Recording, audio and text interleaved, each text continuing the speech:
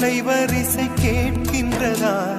கேட்கும் பாட்டில் ஒரு உயிர் வீடும் கண்ணீர் வழிகின்றதா? நெஞ்சு நனைகின்றதா? இதயம் கருகும் ஒரு வாசம் வருகிறதா? காற்றில் கண்ணீரை ஏற்றி கவிதை செந்தேனை ஊற்றி கண்ணே உன் வாசல் சேர்த்தேன். போயும் ஜீவன் ஓடும் முன்னே ஓடோடிவா.